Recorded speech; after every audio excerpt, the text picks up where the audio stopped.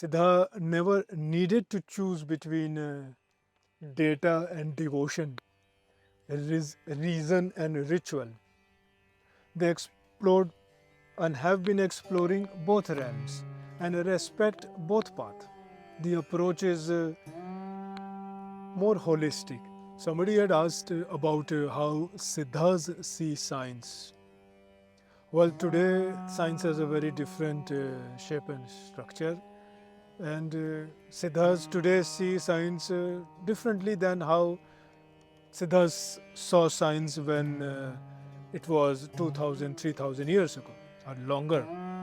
So it's interesting to see how, in the very ancient time, long, long ago, when there was no long ago, when Siddhas were formulating life or giving philosophy of life, how did they see science?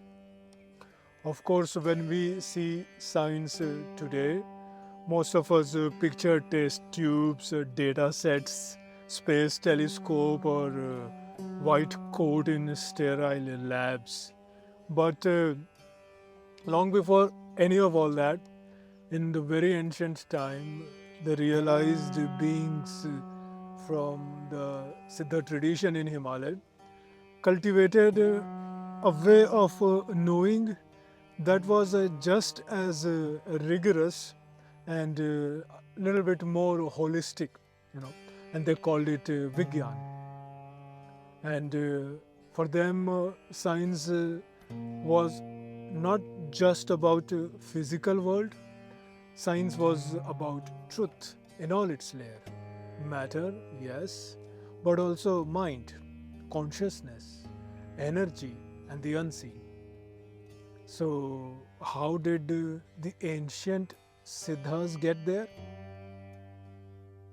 Well, it all began with Dharma, not religion, but a deep intelligence of existence, the natural order. And from Dharma, the ancient Siddhas said that Nyay emerged. Nyay is the spirit of inquiry, a drive to understand what is real. And from Nyay emerged two powerful forces: Vichar, the inner process through thoughts and reflection and reasoning, and the other Gati, the outward process of movement, testing, measuring, observing the change. Vichar is when you observe something and start forming ideas. But here's the catch. Now, our senses can deceive us. Fake gold and a real gold can look the same. So, Vichar alone cannot be sufficing, it can mislead. So, Siddhas emphasized on a Gati, a way of checking, verifying, and seeing through illusion by applying Vidhi or method. And when Gati works with Vidhi, something powerful happens. It becomes Vigyan, not just knowledge, but refined, tested, experimental science. And Siddhas did not stop with physical matter. They understood that Vigyan exists in two forms: Jada Vigyan, the science of matter, form, machines and mechanism, and there is another kind of Vigyan, Chetan Vigyan, the science of consciousness, perception and subtle working of reality.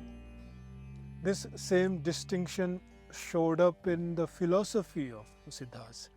Gnostic school on one hand said that only what you can observe with your senses is valid, and Astic school said there's more to reality. What you cannot see is just as important as what you can see.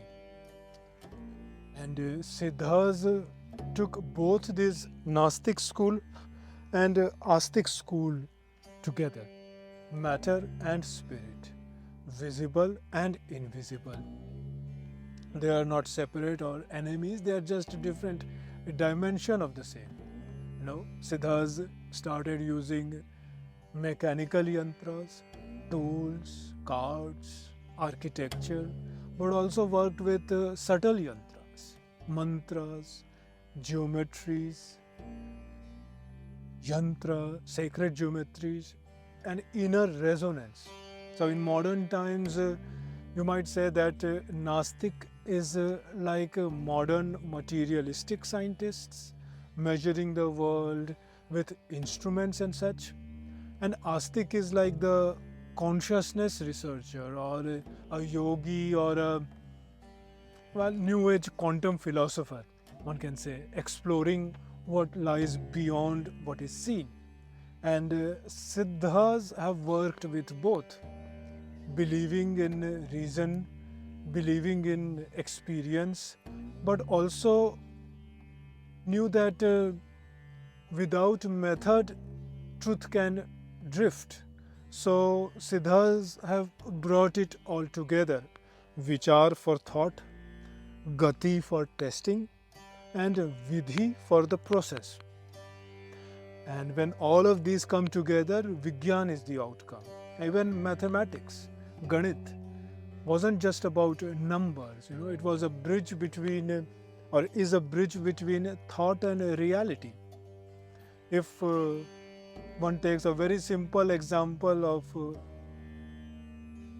ancient time, if someone borrowed a sack of rice and then returned another sack of rice with the same weight, but if the sack of rice is full of insect, Vichar would say that something has changed, and Gati would say that let's count the damage, let's analyze the quantity and the quality. And this ability to reflect and examine, that's ancient Vigyan in action. Siddhas also included Samvat or dialectical refinement. They don't clinch to belief. They debate, challenge, and refine wisdom like a churning ocean to make ghee. And just like ghee doesn't need to be churned again, truth once refined becomes stable. So while modern life often divides science and spirituality, Siddhas never did that. Siddha never needed to choose between data and devotion, reason and ritual. They explored and have been exploring both realms and respect both paths. The approach is more holistic and interwoven approach. And I think this is what is needed today, a science that does not deny consciousness, and a spirituality that does not fear method, a knowing that allows both microscope and mantra because the truth isn't limited to what is seen. Some truths are felt and some truths are measured, some truths are lived, and when mind, method and mystery all comes together, that's the alchemy where reality or the real knowing begins. And that is how Siddhas, the ancient Siddhas, and in today's time we resonate with it, and that is the Siddha Vigyan's origin, and that is the legacy of the ancient Siddha Vigyan. Not so much ancient as in outdated, it's timeless wisdom.